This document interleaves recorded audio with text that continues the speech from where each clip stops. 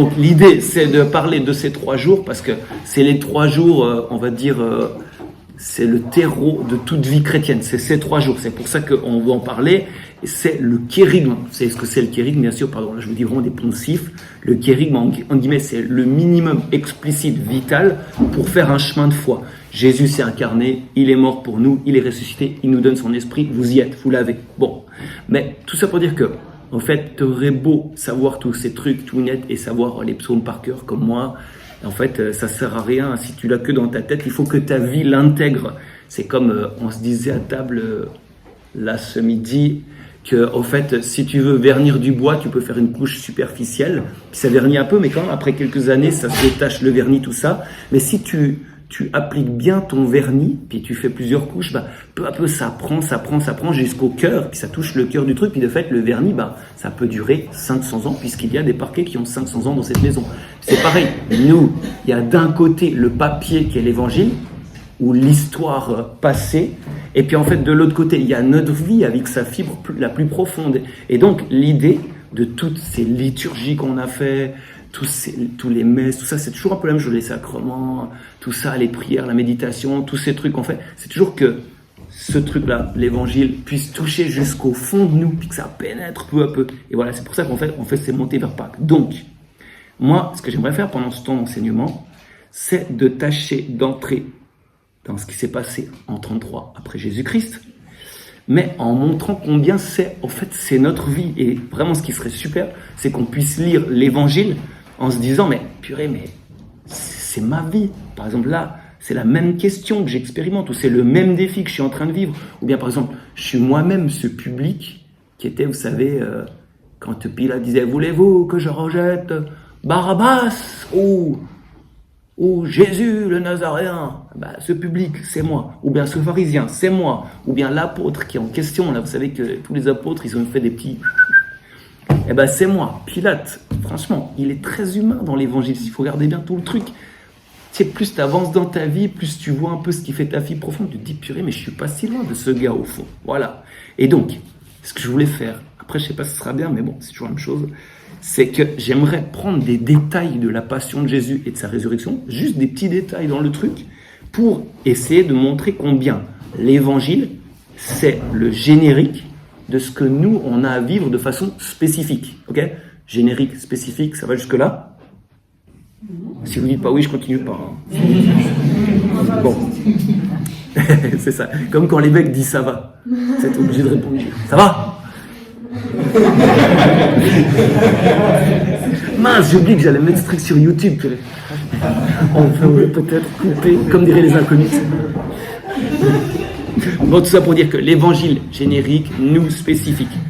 Comme dit Saint François de Sales, quand même, il faut citer Saint François de Sales, l'évangile est à la vie des saints ce qu'une partition notée est à une partition jouée. Vous avez suivi ? Alors, l'évangile, papier, est à la vie des saints. La vie des saints, ça montre l'évangile. Ce qu'une partition notée, c'est un bout de papier dans tes mains, puis si vous êtes nul comme moi, ça donne rien du tout, quoi. Ce qui est, la partition jouée, ça veut dire qu'en gros, l'évangile, à toi de le jouer. C'est nous les saints, ok ? C'est ça un peu l'idée de cet enseignement. Alors, on va passer au premier détail de la passion. Du coup, je lis quand même un peu d'évangile, parce que peut-être il y en a certains, et c'est rigolo, parce que il y en a, ils connaissent hyper bien l'évangile, tout ça. Il y en a, ils connaissent pas grand-chose. Et franchement, il n'y a pas de stress parce que la vie chrétienne, c'est pas une question de connaissance. Par contre, y entrer peu à peu, avec l'intellect, avec notre esprit, ça te permet toi-même de faire des pas. C'est une histoire de vivre la vie d'amour avec le Christ et pour les autres. Ok, donc, premier détail un peu spécial. Vous savez que au début, Jésus, il commence par se pointer à Jérusalem. Et il va se passer quelque chose. Et alors, voilà ce qui se passe. Lorsqu'il arriva de Bethphagée et de Béthanie, près de l'endroit appelé Mont des Oliviers, il envoya 2 de ses disciples en disant « Allez à ce village d'en face, à l'entrée, vous trouverez un petit âne attaché, sur lequel personne ne s'est encore assis. Détachez-le et amenez-le. Si l'on vous demande pourquoi le détachez-vous, vous répondrez « Parce que le Seigneur en a besoin. » Bon, t'es un peu là. C'est nous, on est en 2025, merci. C'est là, l'histoire de l'anneau, voilà, ça te passe un peu au-dessus, voilà. Et donc, après, il s'assied sur l'anneau, Et puis peu à peu, c'est les acclamations qui commencent. Il entre en triomphe à Jérusalem. Puis nous, du coup, on est là.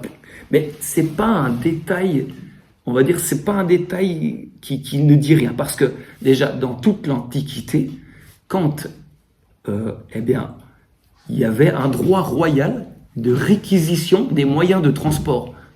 Donc, c'était pas les trottinettes électriques, c'était les ânons, quoi, par exemple, quoi. Et donc, quand quelqu'un dit détache un ânon qui a quelqu'un d'autre qui amène-le moi, ça veut dire il est en train de dire attention, je suis roi.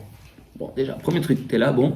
Et puis en plus, dans les textes prophétiques de l'Ancien Testament, qui sont très très beaux, il y a plusieurs fois, on parle d'un roi différent qui va venir, qui ne règne pas par la puissance brute, vous savez, la puissance bestiale ou je sais pas quoi, et donc monter sur un cheval avec son armure, mais il est humble et pauvre sur un ânon. Donc il y a déjà un double statement là-dedans, quoi.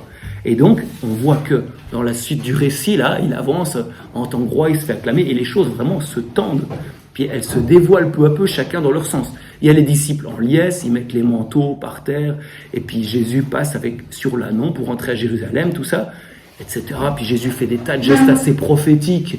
D'abord, il pleure sur Jérusalem d'une façon un peu solennelle. Ensuite, il chasse les marchands du temple. Apparemment, là, il y a la scène qui est sortie chez Chosen. Il paraît que c'est super bien fait, tout ça. Bon, passons, tout ça pour dire qu'après, tu vois, tous les trucs se tendent. T'as les chefs des poètes, machin, ils envoient des espions pour lui tendre des pièges. Enfin, tout commence un petit peu à se cristalliser comme ça. Et on verra dans la suite tout ce qu'ils vont faire pour écarter ce roi qui est finalement un gêneur, qui les gêne. Un roi qui gêne, voilà. Ils vont le mettre à mort, ok. Donc, pour nous, c'est basique, tu vois, cette histoire de roi, d'ânon, machin. Que Dieu soit roi, c'est bon. Que Jésus est le roi, ça on a compris. Jésus, tu es le roi de nos vies, machin, ok. Mais en même temps, quand même, quand Jésus, il a donné sa prière, il a dit, et priez comme ça, que ton règne vienne. Comme si c'était un peu un gros défi de nos vies, que vraiment Dieu règne. C'est-à-dire que nous, à la rigueur, on serait aussi un peu peut-être à expulser Jésus comme un gêneur. À la rigueur, tout est possible, puisqu'il y a des gens qui l'ont fait. Donc, que Jésus puisse vraiment être qui il est, c'est-à-dire le roi. Et nous, ses disciples, parfois, nous, on a un peu des attitudes de roi malsains, c'est les rois du caprice, tout ça. Donc, en fait, nous, il faut qu'on sente un peu si des fois, d'une façon intérieure, polie, en fait, on fait la même chose que ce qu'ont fait les pharisiens. On dit, attention, ce gêneur-là, Jésus, il n'arrive pas comme je veux dans ma vie. Non, c'est lui le roi. Et puis, c'est pas si simple, c'est un truc qui a l'air de rien. Bon, voilà. Ça va, premier détail ? Oui. Ok. Donc, deuxième détail. Cette coupe est la nouvelle alliance en mon sang versé pour vous. Ça, c'est le jeudi saint. Donc, il y a Jésus qui a réuni ses apôtres, et puis un peu des disciples autour, d'une façon très solennelle. Il dit plein de choses profondes, pas que les apôtres ne comprennent pas forcément. On dirait que c'est vraiment ça la vocation des apôtres. Si jamais vous ne comprenez pas l'évangile, c'est bon signe, si jamais. Voilà, c'est pour dire qu'ils ne comprennent rien du tout. Et même à un moment, il leur dit, maintenant, que celui qui a un manteau, il le vende, puis qu'il achète une épée. Bien sûr, c'est complètement symbolique, il dit ça. Mais eux, ils disent, on a 2 épées là. Il dit, laissez tomber. En gros, il dit, ça suffit. C'est comme tu disais, laisse béton aujourd'hui, c'est bon. Qui me saoule, voilà, en gros, c'est ça. Et donc là, Jésus, il pose un geste en disant de perpétuer ce qu'il a fait. Vous ferez ceci en mémoire de moi. Il prend du pain, il le proclame son corps. Et puis, il dit cette fameuse phrase sur la coupe, celle que je vous ai dit là, ceci est la nouvelle alliance en mon sang, versé pour vous. Ah, ça c'est étonnant, qu'est-ce que ça peut bien vouloir dire ? Déjà, à regarder de loin bêtement, c'est que le désir profond de Dieu, ça c'est toujours un truc à méditer, ça fait toujours du bien. C'est que le désir profond de Dieu, toujours c'est l'alliance. C'est que Dieu, il vise depuis la création, c'est la communion entre l'homme et Dieu. Ça te fait toujours du bien de penser à ça. C'est que quoi que Dieu installe dans ta vie, voilà, c'est pour t'apprivoiser et en arriver à cette coupe qui est la nouvelle alliance éternelle. Donc voilà. On doit entendre ça dans son sens fondamental. Ça veut dire que Jésus, avec chacun de nous, il veut vivre quelque chose qui ressemble à une alliance, qui ressemble à une communion. Et puis, c'est pas juste une alliance extérieure comme des rois ou je sais pas quoi, mais c'est un truc qui va jusqu'à l'intime, qui est des plus extrêmes, jusqu'à, on va dire, la communion du sang. Buvez mon sang, ça veut dire tu deviens consanguin avec Jésus d'une certaine façon. Et donc, bah, cette alliance-là, elle dit à chaque homme, chaque femme, où que tu sois, même si c'est dans les lieux les plus sombres, les plus difficiles, fût-ce la mort, puisqu'on vient de voir ça, Jésus au tombeau, tout ça, je suis avec toi. Emmanuel. Donc, Emmanuel, ça veut dire Dieu avec nous. Elle, c'est Dieu. Emmanuel, Imma, ça veut dire Im, ça veut dire avec. Et puis nous, c'est nous. Ok. Donc, vous voyez, quand Dieu dit Emmanuel, je suis avec toi, ou bien le Seigneur est proche, on en parlait tout à l'heure avec Aurore, en fait, c'est dans le sens le plus fondamental. Dans tous les lieux existentiels, ton Seigneur est là. Ok. Et bien sûr, c'est quelque chose qui est évident, tout ça, mais en même temps, nous, dans nos journées, tu vois, par exemple, le lundi matin, la louange du samedi soir, c'est facile de faire. La joie de la communion avec le Seigneur et tout, mais le lundi matin, en fait, c'est là le lieu où tu peux pratiquer cette alliance, vivre l'intimité avec Jésus. Et c'est pas qu'on s'imagine qu'il est proche, comme tu ferais dans un rêve éveillé. Non, mais c'est parce qu'il est proche que tu actives ça en toi d'une certaine façon. Voilà. Ok. Attends, j'ai un peu coupé, comme d'habitude. C'est trop fou, franchement. Je passe ma vie à faire des enseignements, puis après à recouper tout ce que j'ai. C'est toutes les comme ça, quoi, passons. Ouais. Et donc, on voit que cette alliance que Jésus fonde, ceci est la nouvelle alliance en mon sang. Franchement, nous on le dit comme ça, puis là on est quand même assez bien assis, même si c'est l'heure de la sieste, je vous accorde. Mais pour lui, ça signifiait de verser son sang, quoi. Et donc, il parle de cette coupe à son père. Par exemple, au Jardin des Oliviers, vous vous souvenez, on a lu hier soir, « Père, si tu le veux, écarte de moi cette coupe. Pourtant, non pas ma volonté, mais la tienne. » Ça veut dire que cette alliance, ça a été aussi une épreuve pour Jésus. Combien ça lui a coûté de nous offrir, on va dire, le Notre Père. On voit que même lui, il prie le Notre Père, que ta volonté soit faite, etc. Et c'est vrai que bien sûr, c'est une question hyper actuelle, parce que c'est aujourd'hui, notre civilisation, c'est la civilisation de la liberté, pour faire très très bref, ce qui est une bonne chose. Mais après, on va dire la corruption de ça, c'est de dire que ma volonté soit faite de façon pure et dure. Parce que, tu vois, on a bonne volonté quand même. Ouais, mais avec un autre, avec ton Dieu, ou tout seul, c'est-à-dire en tant que Dieu. Puis vous voyez, la question, elle est tendue. Ça veut dire que si tu es toujours à vouloir ta propre volonté, tu imposes toujours ta volonté aux autres, de façon subtile ou non, comment est-ce qu'on peut dire en définitive à Dieu que ta volonté soit faite? L'homme de caprice qui est en moi, l'homme de tyrannie qui est en moi, il cache quelque chose de rugissant, de glauque au fond de lui. Le fait de ne pas dire à Dieu que ta volonté soit faite. Et pourtant, Dieu est Dieu. Vous voyez, une fois encore, dans cette histoire d'alliance, on est dans un truc qui te rejoint à la jointure des moelles, vraiment. Voilà. Détail suivant, je le saute, parce que, comme d'habitude, sinon on va finir à 16h, et puis Trinité seront fâchés. Voilà. C'était un truc sur la science moderne, mais bon, passons. Ensuite, un quatrième détail. Vous savez qu'ils ont arrêté Jésus à une certaine heure. Et du coup, tu vois, ils auraient pu l'arrêter n'importe quand il prêchait dans le temple, etc., au plein jour, tout ça. Mais ils ont choisi un peu un moment. Donc, je vous lis le texte de l'Évangile. Il parlait encore quand parut une foule de gens. Donc, c'est quand il est au jardin de Gethsémani. Jésus dit alors à ceux qui étaient venus l'arrêter, grand prêtre, chef des gardes du temple et anciens. Suis-je donc un bandit que vous soyez venus avec des épées et des bâtons? Chaque jour, j'étais avec vous dans le temple et vous n'avez pas porté la main sur moi. Mais maintenant, c'est votre heure et le pouvoir des ténèbres. Donc ça veut dire qu'en fait, ces gens qui ont mis la main sur Jésus, ils ont choisi la nuit, ils ont choisi l'écart, là où on est à l'écart. Exactement parce qu'ils avaient peur de la foule qu'ils tenaient pour un prophète. Ils ne veulent pas agir en plein jour. Parce que bien sûr, ils ont, entre guillemets, peur pour leur bien-être, quoi. C'est-à-dire, il faut mettre la main sur Jésus, tu as la foule qui va un petit peu, ça va chauffer, ça va cracher, ça va tabasser. Enfin, vous voyez un peu le truc. Et puis, peut-être même, ils ne sont pas si sûrs d'avoir raison, ils ne sont pas si à l'aise avec leur conscience. Et puis même, on pourrait d'ailleurs dire que ces chefs des prêtres, tout ça, ça c'est un truc qui est un peu omniprésent, c'est que des fois, la foule, elle a plus raison que les intellectuels. C'est-à-dire, ceux qui savaient tout, ils n'ont rien vu. Puis en fait, des fois, les gens qui ont dit Hosanna, tout ça, en fait, c'est eux qui ont vu clair, quoi. Bon. Et donc, nous, dans notre vie, ce genre de détails, cet écart, la nuit, on fait un peu un truc de nuit, machin, ça fait référence à toutes les fois où on a nous-mêmes, on va dire, du respect humain. Ça veut dire, tu sais, c'est un peu le temps des convenances sociales. On va pas piquer sur notre prochain quand il nous énerve devant tout le monde, quoi. Là, on se montre sous son meilleur visage, tout ça. Mais lorsqu'on est seul avec lui, ou alors que le moment il est bien choisi, tac, la petite pique. Comme ça, tu as l'argent. Et puis là, tu as le beurre et l'argent du beurre. Tu as à la fois ta petite vengeance, puis à la fois tu as ta petite sécurité. Puis vous voyez, nous aussi, d'une certaine façon, on est un peu au jardin des Oliviers. C'est comme quand Jésus il dit aux apôtres un truc trop marrant. Ils arrivent un peu le soir comme ça pour faire le pique-nique et Jésus dit parlez de quoi en chemin hein. Il dit comme ça, tu vois, c'est comme quand par exemple je demande à Robert, t'as fait quoi aujourd'hui? C'est cool quoi. Bon, vous parliez de quoi en chemin? Parce qu'ils savaient bien qu'ils avaient parlé de qui était le plus grand. Ça veut dire que t'as un lieu, c'est le chemin, c'est entre les deux villages. Quand ils sont en mode village, ils sont là, ouais, on crache l'évangélisation, on fait les miracles, au nom du Christ, je te libère. Puis ils sont en plein.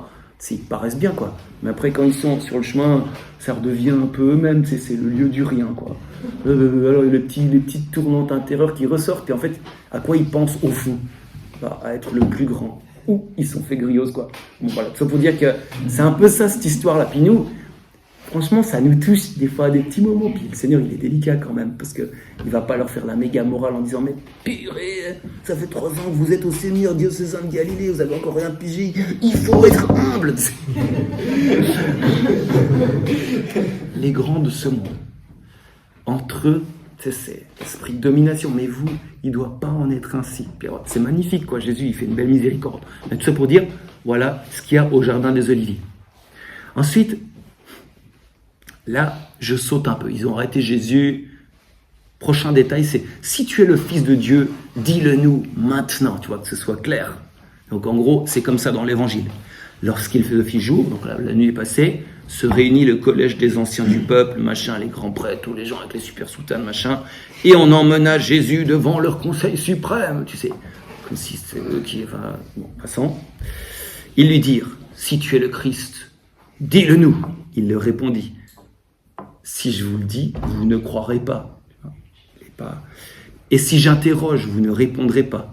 Puis après, là, il s'avance. Là, ça va chauffer. Là, c'est l'arrêt de mort qui tombe. Désormais, le Fils de l'homme sera assis à la droite de la puissance de Dieu. C'est dans le psaume 109. Tous lui dirent alors, tu es donc le Fils de Dieu? Il leur répondit, vous dites vous-même que je le suis. Ils dirent alors, pourquoi nous faut-il encore un témoignage? Nous-mêmes, nous l'avons entendu de sa bouche. Donc voilà, en fait, là, tu as des gens mal intentionnés qui demandent à Jésus de dire la vérité. Vous savez comment on dit un jeu de cartes suisse, c'est le Yas, c'est le jeu, vraiment le gros kiff. On dit pas d'atout aux mauvais joueurs. Donc là, voilà ce qui arrive. On peut se faire crucifier pour la vérité, en fait. Et puis ces gens-là, ils poussent à bout Jésus pour lui faire cracher la vérité, pour laquelle ils vont le crucifier. Puis tous le savent bien, et la victime, et les bourreaux. Donc il ne manque plus que l'évidence sur la table, la vérité, on va procéder à l'exécution. Et c'est incroyable, nous des fois, ça nous arrive aussi dans nos vies, qu'on dise la vérité, et que ça va tourner très fortement à notre désavantage, et même des fois, pour très longtemps. Et ça, des fois, c'est vraiment, on ne peut pas comprendre ça. Je dis la vérité, et si je la dis, je me fais tuer. La vérité vaut-elle cette chandelle-là? Bien sûr, la plupart du temps, quand tu dis la vérité, dans l'esprit de vérité, tout ça, les gens ils sont d'accord d'écouter, ça se passe quand même assez bien. Mais parfois, dans notre vie, on passe dans un espèce de passage étroit où la vérité équivaut à une certaine mort. La mort de notre réputation, on est bien placé pour savoir Eucharistie, merci. Mort de nos relations, mort de nos horizons professionnels, etc., etc. Et en effet, comme dans la situation de Jésus, la vérité d'une façon ou d'une autre, elle se propose toujours un peu à une certaine foi en la vérité, pas uniquement à la logique. Puis là, bien sûr, les grands chefs, les machins, les prêtres, c'était ça qui faisait défaut chez eux. Et lorsque des gens veulent absolument pas avoir cette bonne volonté qui consiste à croire en la vérité, justement, dire la vérité, c'est dangereux. Donc voilà la question pour nous, que ça nous dit. Jusqu'où est-ce qu'on veut suivre Jésus? Jusque dans cette solitude-là? Après, maintenant j'ai dit un côté, tout ça, mais je ripolline de l'autre côté, parce que des fois, quand tu dis ça, tu as des gens, ils se piquent d'être persécutés comme Jésus, et comme Padre Pio d'ailleurs aussi, voilà, alors qu'en fait, ce serait plutôt qu'ils ont un peu de peine à accepter que les autres n'acceptent pas forcément leur avis subjectif. Il ne faut pas abuser de Jésus quand même dans ce sens-là. Mais là, dans la situation qu'on a lue dans l'Évangile, c'est une situation qui arrive à sa tension extrême, vraiment. on est à la pointe du trick, là c'est la pointe, et puis là c'est obligé. Il est pressé de dire la vérité sur lui-même, qu'il est le Messie. Mais par contre, vous remarquez dans le texte que lui-même, il presse aussi les autres, en lisant dans leur cœur, ils disent, vous-même vous dites que je le suis. Tu sais, ils chatouillent en fait, ils savent bien ce qu'ils sont en train de faire, ces gens. Et donc, voilà, en fait, ils savent trop bien ce qu'ils font, c'est-à-dire éliminer l'envoyé de Dieu.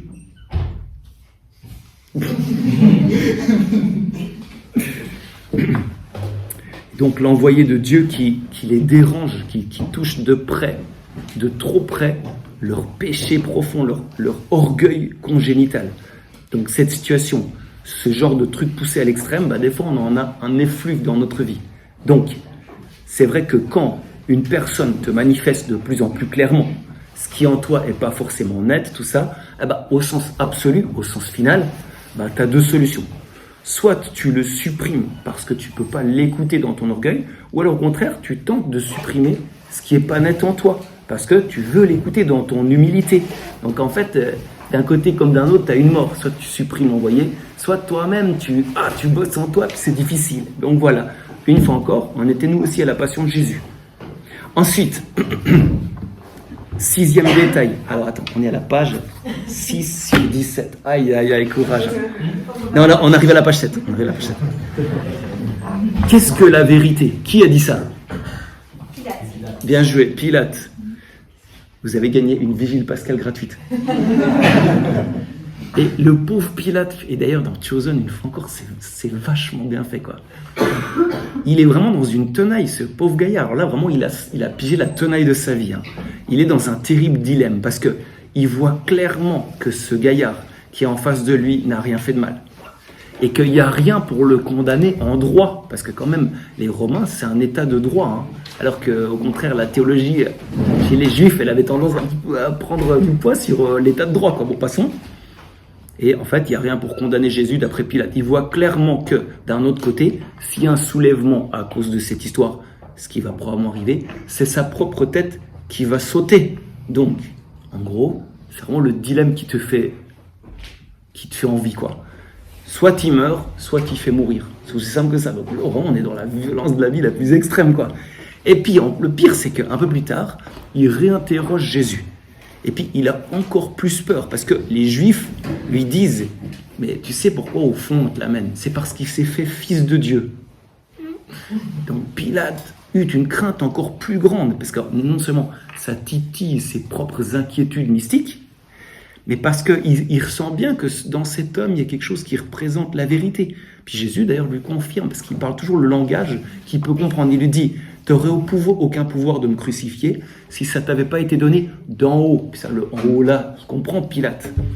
Et du coup, après, il lui dit encore « Ma royauté n'est pas de ce monde. » Pilate devait comprendre ce message-là. Et d'ailleurs, vous vous souvenez de l'histoire du centurion de Pilate, on va en parler plus tard, il a senti la royauté de se condamner. Puis après, il a dit c'est le fils de Dieu, ce gaillard. Vous savez, Et donc, ça veut dire que qu'est-ce que tu vas faire de ce ressenti, Pilate? Qu'est-ce que tu vas faire de ta conscience morale qui te dit quelque chose à l'intime du cœur? Et donc, la tension, elle est extrême dans l'évangile. Et puis, Pilate va essayer de relâcher Jésus à tout prix, mais le cri de la foule reste le même. Puis c'est violent parce que c'est pas en fait crucifie-le, c'est Aaron. Aaron, ça veut dire supprime. Tu sais, c'est vraiment hyper violent comme cri, quoi.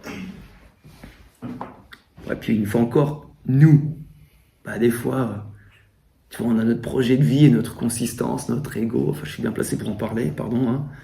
Et combien peut être forte en nous cette envie de supprimer les autres, de leur refuser l'existence, ou bien tu sais, les bonnes petites négligences qui poignardent quelqu'un, c'est impressionnant. Et du coup, ici, vraiment, ce Pilate, il apparaît vraiment comme le gaillard qui n'arrive jamais à s'extraire de son destin auto-centré, personnel, quoi. Enfin, de son avantage personnel. Parce que tous, d'une façon ou d'une autre, on est appelés à faire partie de la toile, du tout, enfin, de sauver avec tous, tout en Jésus.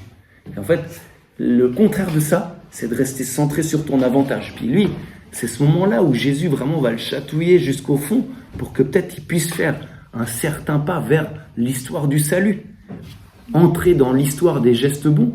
Puis même peut-être qu'à la rigueur, peut-être qu'il aurait relâché Jésus, il aurait été rétrogradé, En fait, Dieu leur aurait donné la grâce, la paix intérieure. Puis des gens auraient été peut-être édifiés par lui, parce que quiconque sert la vérité jusqu'à la mort, eh ben, il reçoit cette paix. En gros, c'est ça l'histoire de l'Église, d'ailleurs, entre nous soit dit. Bon.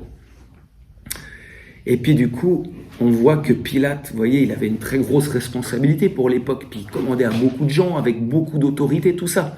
Mais malgré tout, il est quelqu'un qui finalement n'a pas réussi à trouver son courage intérieur jusqu'au bout. Et son courage, il a résidé plus dans une espèce de force virile extérieure. D'ailleurs, il y a des témoignages sur Pilate historiques qui n'ont rien à voir avec l'évangile. Puis on dit que c'était le mec qui a réussi à serrer la Judée, qui était un lieu très très difficile, tout ça. Mais il n'a jamais su atteindre le fond de son cœur.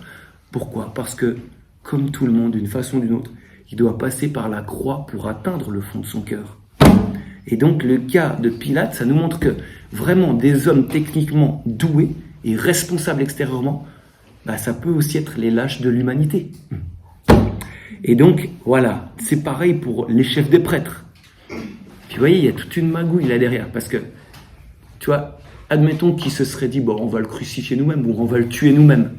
En fait, après, ils auraient eu le retour de bâton. Tu vois, ils auraient été comme Barabbas, séditieux. Il avait commis un meurtre dans une émeute, il s'est fait foutre en prison. Puis, tu vois, ces chefs des prêtres, ils se disent, on veut tuer Jésus, mais on voudrait pas trop se salir. Vous savez, la vie, c'est toujours une histoire de cambouis. Soit tu te salis, soit tu te salis pas. Franchement, c'est vraiment ça. Et donc, ces mecs-là, ils sont malins, tu sais, ils sont... Du coup, ils disent, alors, on aimerait le tuer, mais comment le tuer de façon propre ? Ils disent, c'est très simple. Puis Pilate, il a des problèmes, puis on va le pousser à bout jusqu'à ce que ce soit lui qui crucifie Jésus à notre place. Parce qu'il sait bien que si on secoue le peuple, tout ça, c'est sa tête qui va tomber. Donc on lui fout le cas juridique dessus. Et en gros, la question, c'est toujours la même, c'est qui est d'accord de mourir pour la vérité ? Et donc ces gens, eux, ils ont en fait refoulé leurs problèmes sur Pilate. Donc en gros, tout ça, c'est... En fait, ce qui se passe là, c'est vraiment hyper glauque.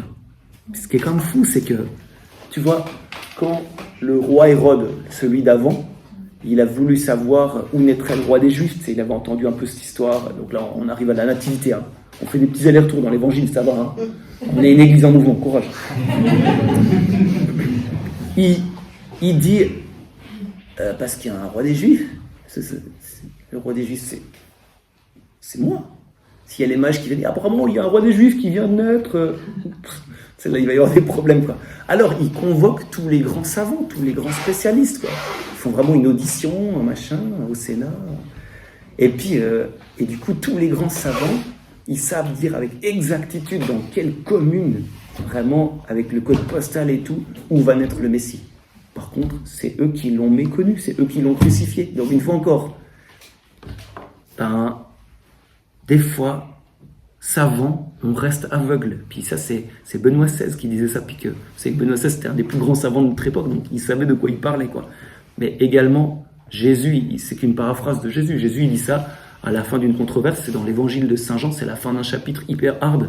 Et il dit au chef des prêtres, si vous étiez aveugle, c'est-à-dire, si vous étiez d'accord de dire qu'il y a un mystère que vous méconnaissez, vous n'auriez pas de péché. Mais du moment que vous dites, nous voyons, votre péché demeure. En gros, c'est ça l'idée. Puis nous, tu vois, il y a un truc qui doit nous atteindre au fond. Voilà, ça fait référence à toutes nos présomptions. Voilà. Attends, je passe un petit peu quand même. Quand même un petit truc. Un peu corollaire de ça, question ultra présente dans notre siècle, c'est la question de l'utilité, de l'intérêt. C'est dingue, moi, vraiment, en causant avec des gens, il faut que tout soit rentable. Mais tout, quoi.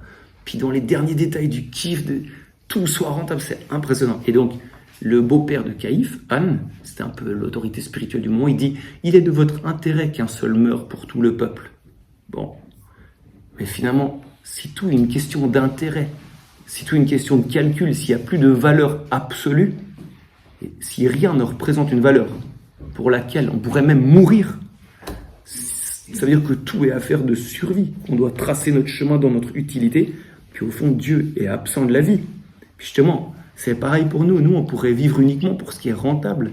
Et puis, on pourrait, en fait, crucifier, sans même nous en apercevoir, le seul qui, lui, est un absolu de notre vie. Le seul qui mérite l'adoration, coûte que coûte. Puis c'est vrai que la question de l'utilité, elle est très présente dans notre siècle. Même la foi, tu pourrais la vivre par utilité, quoi. Par utilité affective, psychologique, communautaire, sécuritaire. Bah voilà. Ça, c'est un truc vraiment aussi où la lecture de la Passion, elle doit nous aiguiser le fond du cœur. Bon. Ensuite, détail suivant. Alors, je ne sais plus au combien de thème on est parce que voilà, je ne sais plus très bien où on en est.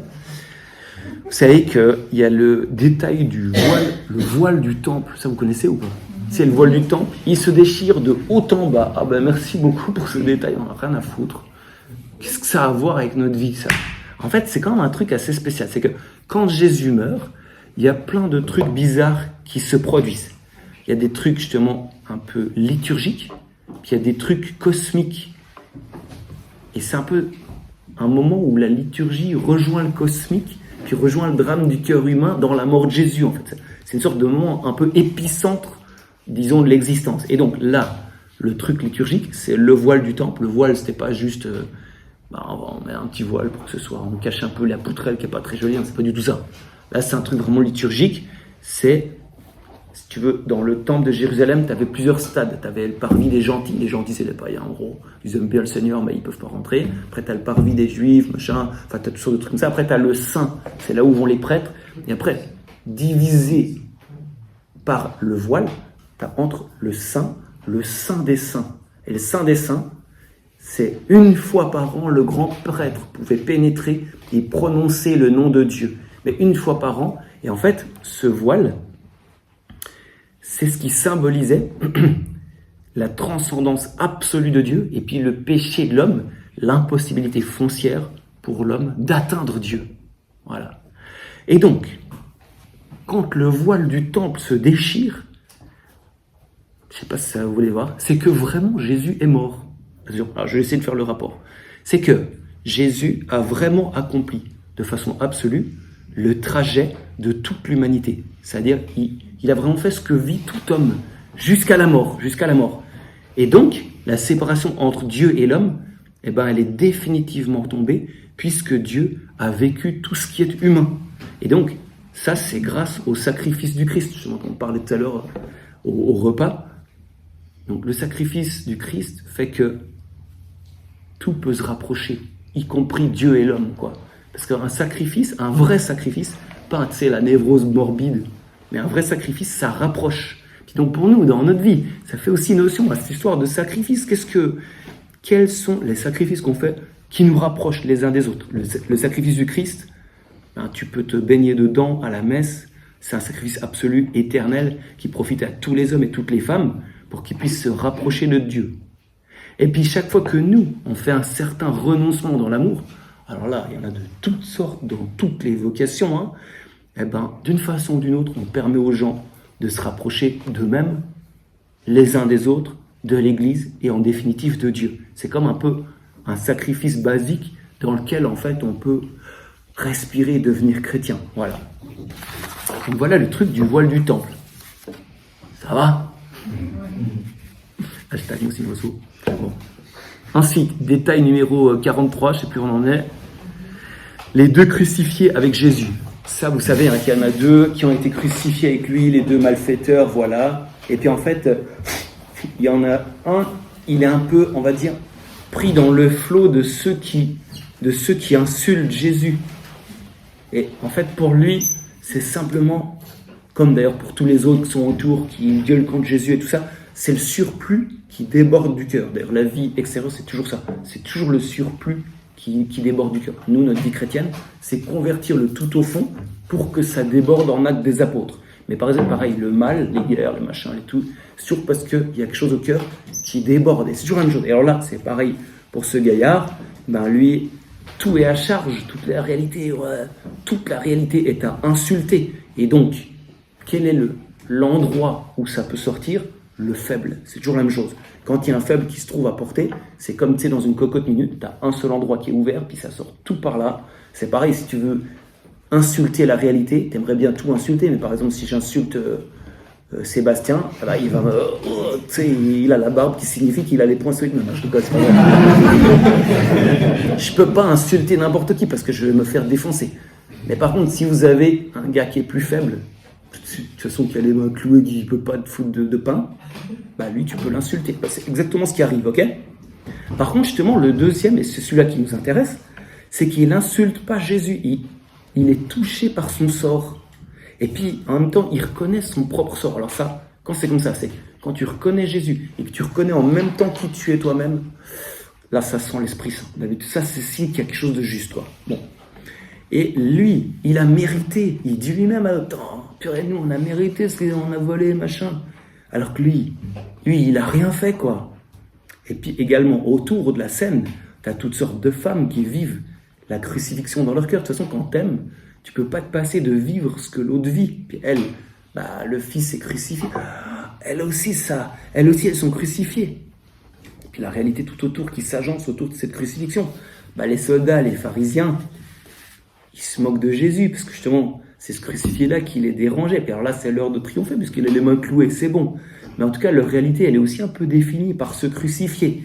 Puis s'ils l'insultent, tu vois, c'est qu'ils sont un peu dérangés par lui, sinon il serait mort de peur, il n'y a pas besoin de lui parler, quoi. Donc voilà, finalement, si on pousse un peu, là c'est un peu pour faire un tableau de vie. C'est que tous, d'une façon ou d'une autre, on est proche d'une crucifixion, où on expérimente un peu la crucifixion, et puis en même temps, on expérimente qu'il y a deux façons d'être crucifié. C'est être crucifié hors du crucifié, ou être crucifié dans le crucifié. J'entends Jésus, bien sûr. C'est-à-dire que tu as deux esprits dans lesquels tu peux vivre ça. Tu peux t'unir au sentiment de compassion de Jésus, par ton propre repentir, ou bien par ton amour de la vie, des autres, je sais pas quoi. Ou alors au contraire, tu peux tenter encore de t'éloigner de l'amour dans les moments les plus extrêmes de ta vie. C'est vrai que les moments les plus extrêmes de notre vie, c'est ceux qui nous révèlent au plus haut point. C'est ceux qui vraiment nous font éclore, et suite à tous les petits moments cachés, dans lesquels on a préparé ces grands moments. C'est comme genre l'Annonciation à la Vierge Marie. Tu vois, la Vierge Marie, elle a eu plein de petits pas dans sa vie qui se sont goulottés pour arriver au moment où l'ange a dit « Veux-tu » Et puis elle a dit « Je suis la servante du Seigneur ». Elle l'a fait. Parce que derrière, tu avais plein de petits choix qui disposaient. Et en gros, pour nous, c'est pareil. Donc en gros, par exemple, dans les camps de concentration, alors là, pour aller dans l'extrême aussi, c'est dans les camps de concentration que se sont levés les plus grands tortionnaires, côté bourreau, mais même côté, je sais pas, par exemple, il y a du cannibalisme. J'ai lu un gros bouquin là sur la retraite de Russie, c'est hardcore, quoi. Et puis des fois, ils mangeaient les autres prisonniers vivants, des trucs comme ça, mais en même temps, dans ces mêmes camps de concentration, tu avais les vertus de Jésus au plus haut point, les plus grandes compassions humaines. Le gars qui crève la faim, il donne son pain à un autre, alors qu'il sait que l'autre va pas survivre. C'est ça, des trucs comme ça. Et donc en fait, les deux côtés finissent toujours par s'éteindre. Tu vois, Dieu, il finit toujours par ça fait comme ça, quoi. Bon, on s'éloigne toujours de plus en plus entre Moïse et puis Pharaon. De plus en plus, t'as la 9e plaie, ça éloigne. Voilà, c'est comme ça la vie, quoi. Ensuite, détail suivant, ça va ?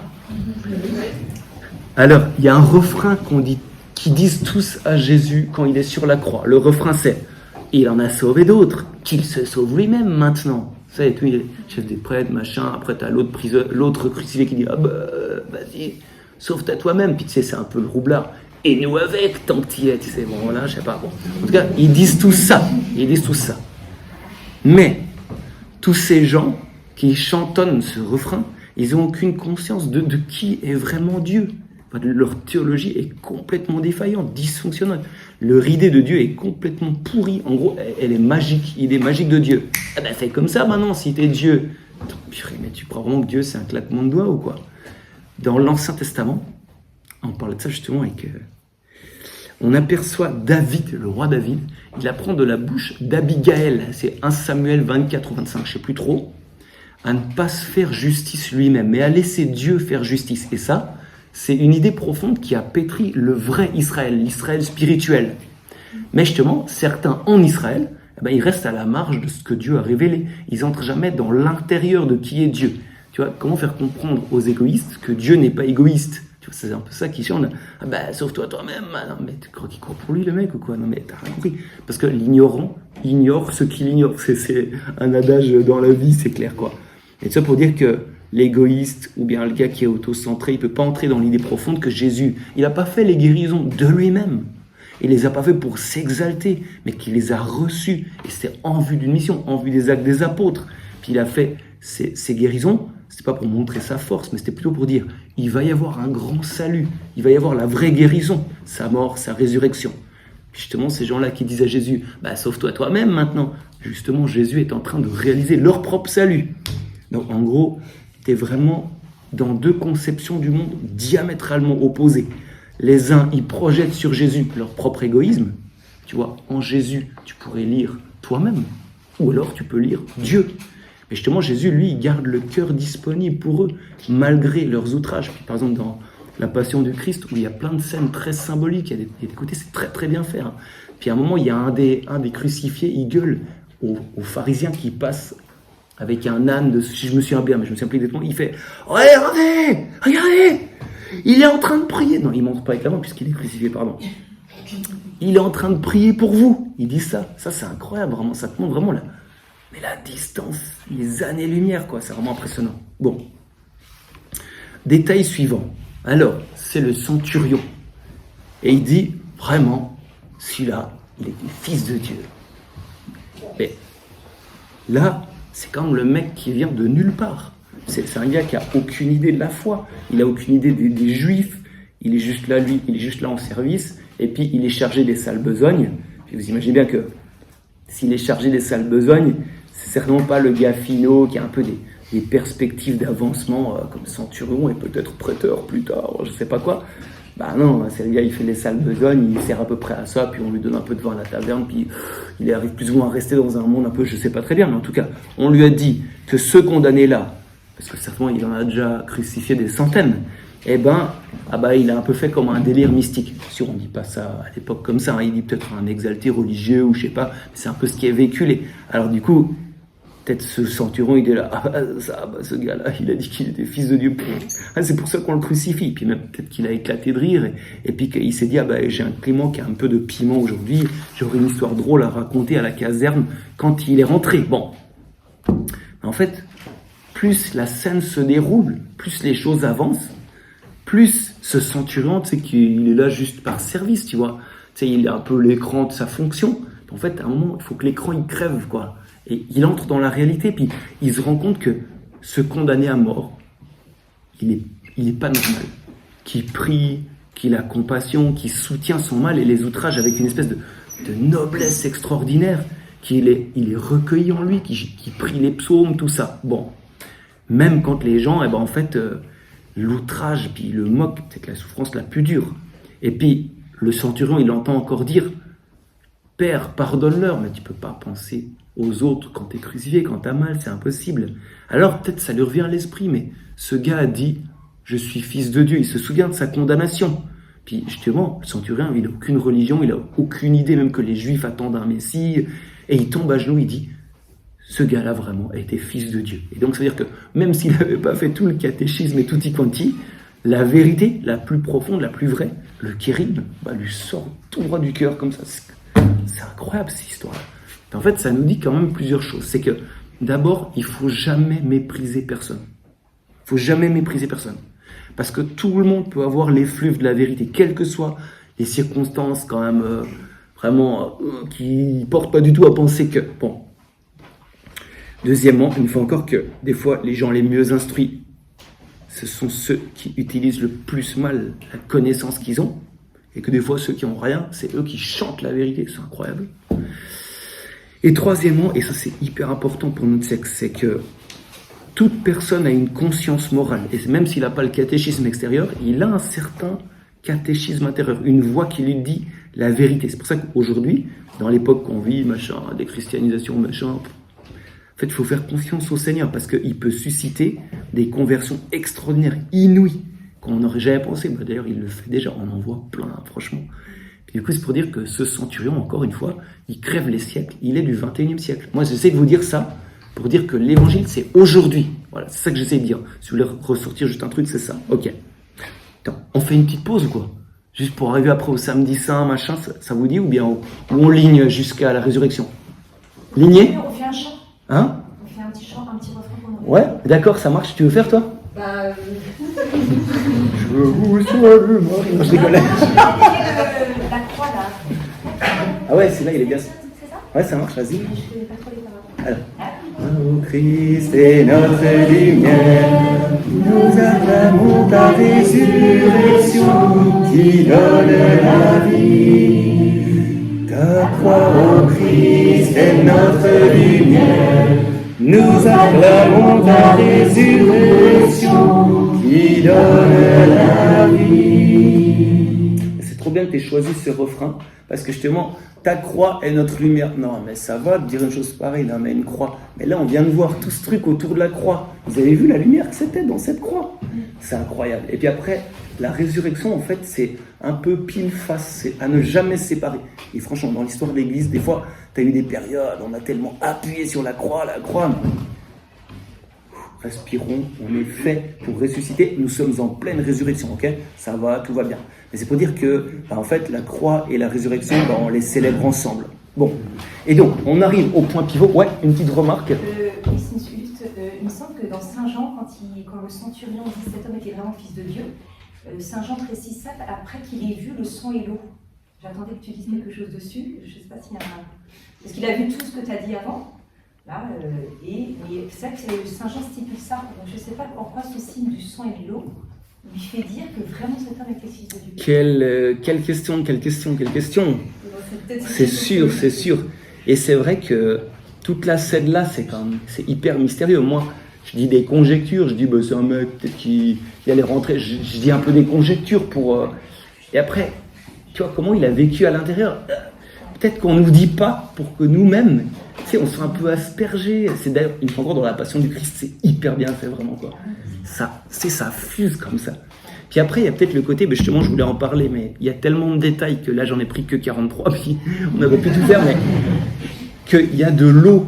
En fait, apparemment, c'est que dans les années 50 qu'on a su qu'il y avait... Attends, je reprends mon truc. Alors, attention. Troisième détail. Alors, parce qu'il y a plusieurs trucs. C'est... Attends. Le thème du corps. Le fait que jaillisse du cœur de Jésus du sang et de l'eau. On ne connaissait pas l'existence d'un peu d'eau dans le cœur jusqu'au XXe siècle. La péricardite, inflammation du péricarde qui augmente le liquide lubrifiant. Donc, en gros, peut-être qu'il a dit, mais c'est... Je sais pas, c'est fou qu'il y ait autre chose que du sang qui sorte. J'en sais rien non plus. Hein. Franchement, j'en sais rien. Ou après, côté plus intérieur, mystique, ça rejoint quelque chose en lui. Je dis, moi, peut-être c'est parce que nous, il faut qu'on passe tous sous cette croix. Mais de fait, après, je sais qu'il y a des livres entiers, des bibliothèques entières là-dessus, donc rien à faire, quoi.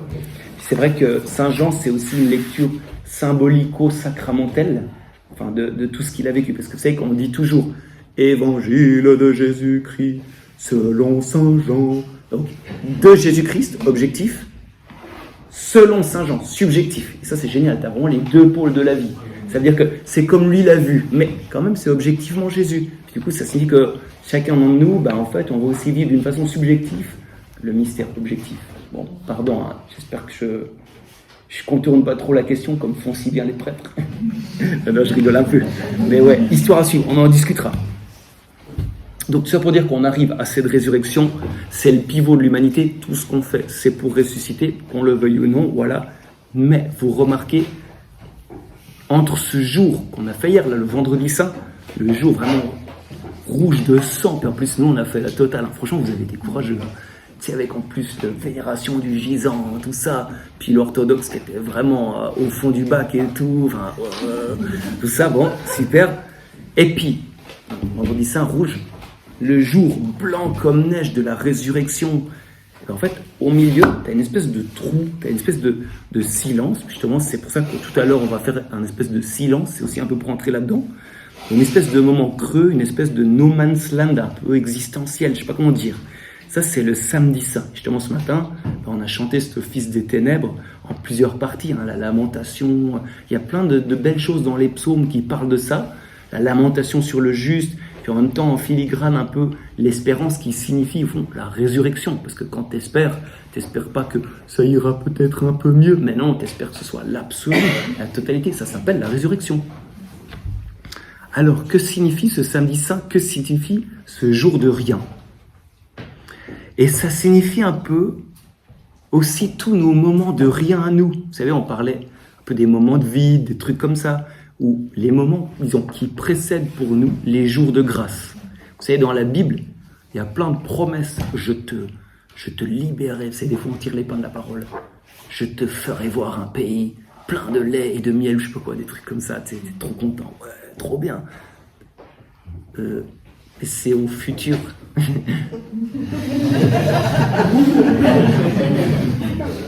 C'est pas le jackpot tout de suite. C'est-à-dire, aujourd'hui, là, je suis en bad. Et quand ça va arriver, parce que ça va arriver, c'est Dieu qui l'a dit, ça va arriver. Je fais quoi là? Voilà, ben c'est un peu ça. Donc, quand tu es dans le coltard, quand tu es dans le rien, quand tu es dans le noir, quand tu es dans le brouillard, tu as beau avoir toutes les promesses en tête, ben c'est difficile. Qu'est-ce que tu vas faire? Et tu vois, c'est là le moment de ton cœur. Qu'est-ce que tu vas choisir?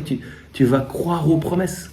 Et puis tu vas vraiment attendre dans l'espérance. Tu vas marcher dans le noir. Ou alors au contraire, tu te rebelles, tu rejoins contre l'aiguillon, ou tu gigotes comme un malade pas assez endormi par le chirurgien. Vous voyez? Des fois, on perd toutes nos facultés même. Puis des fois Dieu, il endort un peu tes facultés. Mais avant, j'arrivais à... Mais justement, pour que cette espèce de sommeil puisse faire que tu te laisses aimer, que tu te laisses toucher par Dieu. Je sais pas comment dire ce truc, quoi. C'est quand même un truc... En tout cas, ça fait référence à toutes les fois dans la Bible, dans notre vie, où il est question que Dieu va faire quelque chose plus tard. C'est l'idée théologique du 3e jour dans la Bible. Au 3e jour, il se passera quelque chose. Bien sûr, le 3e jour, hein. De toute façon, pour Dieu, c'est très relatif, parce qu'un jour pour lui, c'est comme 1000 ans. Voilà. Du coup, toi, dans ta vie, tu as 2 possibilités à ce moment du noir. C'est Dieu m'a oublié, ou bien j'espère en toi, Seigneur. Et du coup, ce que Marie, elle a pratiqué au plus haut point, parce que c'est elle qui était à l'incandescence du peuple de la promesse, c'était elle qui était la fine pointe d'Israël.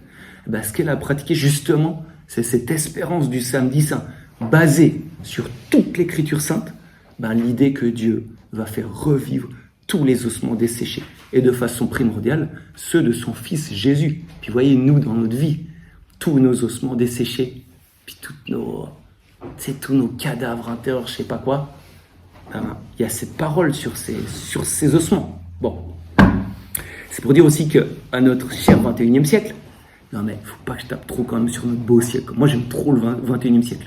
D'ailleurs, entre nous soit dit, hein, petite parenthèse, on est fait pour préparer le 22e siècle. C'est juste pour dire, on est tous là-dedans, courage.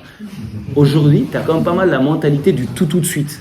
Et du coup, je dirais que cette question de l'espérance, elle est au centre de tous les cœurs. C'est-à-dire que finalement, quand tu es dans ton mode tout de suite, mais moi aussi, hein, c'est pas pour frimer que je dis ça, c'est plutôt pour m'accuser moi-même, passons. Eh ben, tu as cette question de l'espérance, c'est-à-dire est-ce que tu peux attendre que Dieu, 3 petits points, que Dieu vienne, tu vois. Puis, de toute façon, tu reconnais un chrétien à ça. C'est le gars qui peut attendre, c'est un chrétien. Puis le gars qui... non, attends, là, il faut travailler un truc. Voilà. Si on croit à l'évangile, si on croit à la parole, si on peut croire, même au samedi saint, on peut croire qu'il y a un temps mort, un temps de la foi, un temps où on peut faire face dans la patience à toutes les difficultés que rencontre l'Église, notre vie de foi, machin. D'ailleurs, c'est une méga évangélisation. Hein. C'est un témoignage incroyable. Et des fois, les gens qui vivent le samedi saint dans l'espérance, des fois, c'est plus ça qui convertit les autres que, comme par exemple un prêtre qui déblatère de façon salivaire toujours des enseignements. Bah, des fois, un acte d'espérance, ça convertit beaucoup plus. Bon. Et par exemple, t'as plein de trucs comme ça. Par exemple, je sais pas, il y a un passage vraiment génial dans les Actes des Apôtres. Il faut lire au temps pascal toutes les années les Actes des Apôtres, si jamais. C'est au fond d'une prison, je sais plus trop où. Enfin, c'est vraiment en mode craignos, Paul et Silas qui se sont fait, en gros, battre de verge, mettre les pieds dans des gangs, je sais plus trop le truc. Enfin, c'est vraiment... Et puis, bon, voilà, c'est l'heure des matines, tu sais, ils sont couverts de sang au fond de la prison, tout ça. Voilà, ils commencent à chanter les louanges de Dieu. C'est comme si c'était normal de... Puis alors, apparemment, ils doivent bien chanter parce que tous les détenus les écoutaient avec attention. Et même le geôlier les écoute avec attention. L'évangélisation, c'est ça. Je bénirai le Seigneur en tout temps. C'était peut-être pas le moment de chanter les matines, Saint Paul. Mais bien sûr que oui, c'est magnifique ça. Les païens, ils sont touchés par Je dis les païens, c'est pas au sens péjoratif, hein. Moi, c'est juste quelqu'un que Dieu n'a pas encore pu rencontrer, mais c'est comme ça, on est appelé vers eux, quoi, c'est tout. Et ils sont touchés par le fait que, vraiment, il y a quelqu'un d'autre dans ma vie, qui habite ma vie, que ça se ressent. Voilà quoi. Si on vit la louange dans le noir, dans la difficulté, dans l'ennui, des fois, même des fois dans le deuil, ben, les païens, ils disent, mais purée, mais il y a quelqu'un d'autre dans sa vie, c'est incroyable, quoi. Donc voilà, comme par exemple, je ne sais pas si vous connaissez l'histoire d'Edith Stein. Ça, franchement, si vous voulez lire une vie, d'ailleurs, j'ai pas de bonne vie d'Edith Stein, mais c'est impressionnant, c'est une femme qui était athée, venant de la culture juive, méga philosophe, et en fait, elle a eu plein de petites pierres de touche dans son chemin de conversion, c'est incroyable, et il y a une pierre de touche, c'est ouf. Il y a un philosophe qui est mort, qui était un collègue de cette Edith Stein complètement athée, et donc il y a sa veuve qui lui demande, mais est-ce que vous pourriez venir pour trier les notes de mon mari qui est mort? Je me souviens plus du nom en fait du philosophe, mais passons. Et en fait, elle se sent pas de dire non, tu vois, la femme qui est dans le deuil, qui demande un truc, machin. Puis en fait, en même temps, un peu la nuit avant, elle angoisse, et puis, mince, puis je vais devoir faire face à cette espèce de... Parce qu'elle-même, ça la triture un peu, cette histoire que quelqu'un est mort, il est mort, quoi. Puis après, elle, cette dame qui vit le deuil de son mari, 30 balais, elle aura 30 balais, tout ça. C'est dur, alors la dame, elle le fait face, mais elle, Edith Stein, elle va aller l'aider, puis elle a dit, mince, je vais devoir m'embêter un peu à soutenir, tout ça... essuyer les machins, etc., etc. Puis en fait, pas du tout. Elle arrive, une jeune femme, on va dire, grave, mais quand même, je dirais pas pimpante, j'arrive pas très bien à trouver le mot, mais vivante, quoi, qui lui ouvre, qui lui parle, je sais pas, avec un ton d'espérance de son mari. Puis ça lui fout une claque dans son athéisme, mais vraiment ça lui fait descendre d'un niveau sa conviction de l'athéisme, puis jusqu'à ce qu'un jour, vraiment, elle reçoive la grâce du Seigneur à travers aussi Sainte Thérèse d'Avila. C'est vraiment magnifique. Et tout ça pour dire que là, cette dame, elle était en deuil, mais peut-être qu'elle n'a même pas parlé de Jésus, elle n'a même pas dit Jésus t'aime, non, elle n'a peut-être rien dit du tout. En fait, Edith Stein, ça a parlé, quoi. Je vous rappelle que Saint François d'Assise, je crois que j'ai déjà dit ça l'année passée, je ne sais plus, il disait à tous ses frères, et que toujours et partout, les frères prêchent l'évangile, et même s'il le fallait, par des mots. C'est-à-dire que, tu vois, non mais oui, c'est magnifique, moi je trouve ça vraiment magnifique, quoi. Voilà. Tout ça pour parler du samedi saint, c'est l'espérance. Maintenant, on passe juste à la résurrection. Et c'est vrai que j'aimerais quand même un peu me plaindre que les prêtres, ils prêchent pas assez la résurrection. Parce que tout ce qu'on fait, toute la liturgie, tout ça, et même tous les efforts qu'on fait dans notre vie, même des trucs un peu des fois banals, quoi. D'ailleurs, j'ai jamais su si on dit banaux ou pas. Si quelqu'un pourrait m'éclairer un jour là-dessus, ce serait super. Tout ce qu'on fait, c'est pour la résurrection. C'est une petite parenthèse. Bon, tout ça pour dire. Alors, pour la résurrection. Peut-être déjà imaginez une chose terrible. C'est que le Christ, il est existé. Ou, je veux dire, qu'il est fait qu'avoir existé, qu'il n'existerait plus maintenant, qu'il était un grand homme, digne d'être écouté, digne d'être appelé un sage de l'humanité, mais qu'il soit plus présent au sens le plus profond de notre existence. Vous voyez ce que je veux dire? C'est-à-dire, en gros, là, la montée de Pâques, la vigile pascale et les Alléluia, en gros, on célébrerait du passé, en gros, on célébrerait du souvenir, on célébrerait rien de substantiel. On agiterait notre psychologie avec des liturgies qui font référence à rien de stable, en gros, quoi. Si le Christ n'est pas ressuscité, notre foi est vaine. C'est que de l'air chaud, quoi. C'est qu'une projection nostalgique d'une gloire désormais enterrée. Mais si le Christ est ressuscité, c'est-à-dire qu'il vit, c'est qu'on a une espérance qui est substantielle, qui est une chair. Et donc, j'aimerais commencer par déblayer notre foi en la résurrection de Jésus. Et ça, c'est hyper important, purée. C'est deux trucs qu'on doit vraiment s'enlever de la tête. Et c'est hyper dur de s'enlever ça de la tête. Première chose, c'est que le Christ n'est que Dieu, qu'il n'est pas ressuscité en tant qu'homme réel. Première chose. Sinon, ça ne sert à rien. C'est gentil que Dieu y soit bien, mais nous, comment ça nous touche? De deux, qu'on n'ait rien à voir fondamentalement les uns avec les autres, qu'on soit chacun un peu une monade, qu'il n'y ait pas une espèce de communion invisible en chacun d'entre nous, et en gros, nous, on verrait de loin la résurrection du Christ, tu vois, on serait heureux pour lui, il s'en est sorti, tu vois, tu lui envoies le WhatsApp de félicitations, bravo mec, je savais que t'assurerais, tu sais, mais en fait, ça me touche pas, moi, quoi. Enfin, là, c'est la seule fois qu'on a le droit de dire moi. Erreur, grave erreur. Donc, je reprends les deux erreurs. Attention.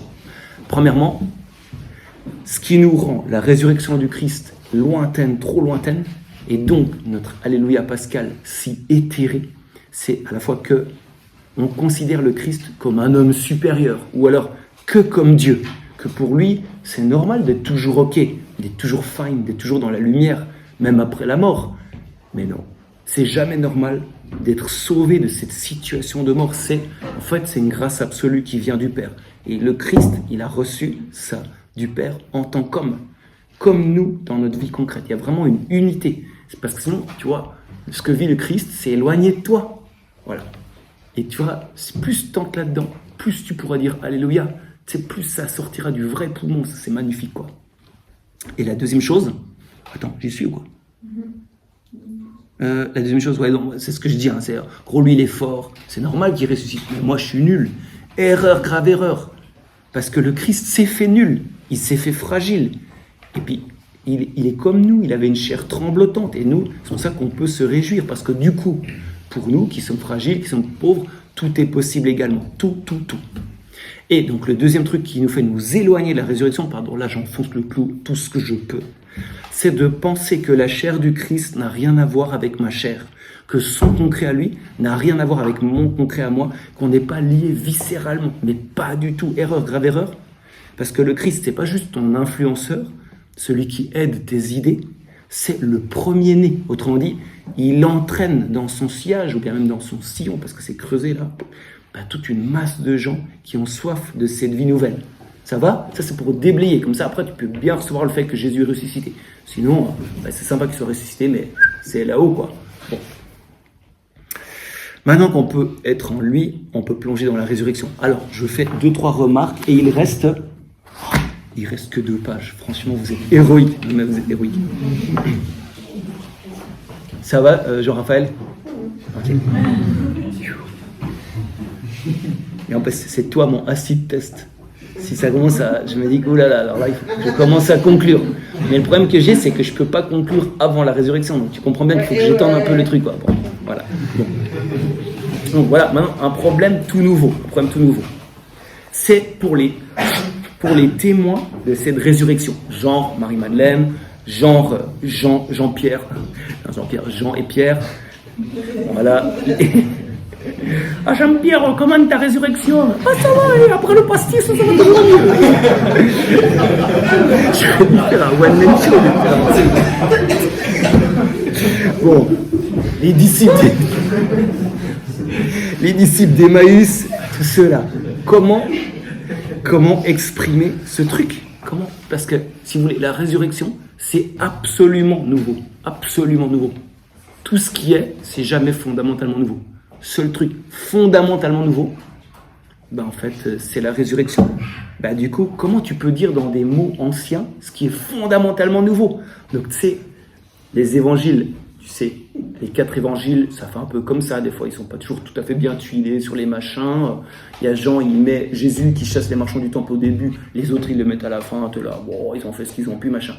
Mais à la résurrection, tout ça part en live complet, quoi. Ça veut dire, ils disent tous des trucs, tu sais pas ce qu'ils veulent dire. Alors, comment rendre compréhensible ce qui est indicible pour des mortels, puisqu'il s'agit de la vie absolue?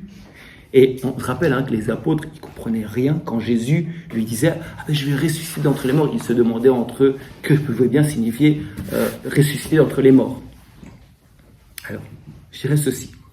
C'est que notre cœur profond, puis vraiment aussi l'expérience du 21e siècle, peut vraiment nous aider à sentir un peu ce que peut être la résurrection. Parce qu'aujourd'hui, vous voyez que par suite d'un trop-plein de richesses, on voit en fait quelle est la vraie soif des jeunes, des gens qui ont tout.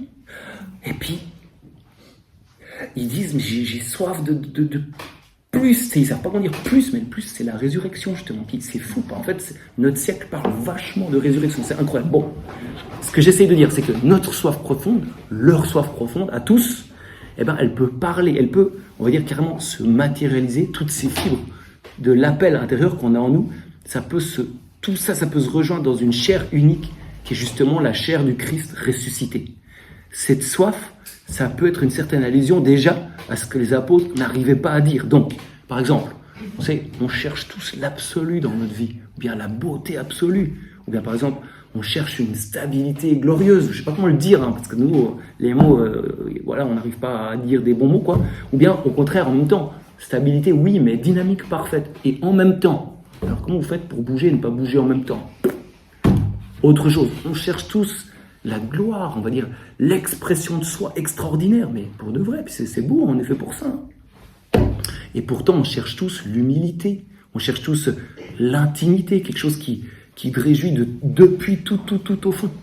Autre chose encore, une sorte d'antinomie trop bizarre. On cherche tous la maîtrise sur notre vie, et en même temps, on est ravis d'être dépassés par Dieu. Alors, ça vous parle ça ou pas? Tout ça, c'est la résurrection. Allez comprendre ce truc, non? C'est ouf, hein? Franchement. Donc, en gros, là, voilà, par le baptême, on est en Jésus, ça c'est le mot incroyable, on est en Jésus ressuscité. On l'a en nous, ça reste mystérieux, ça grandit peu à peu. Et donc, les apôtres, et tous ceux qui vont essayer d'exprimer ces trucs, ils essayent de balbutier des trucs.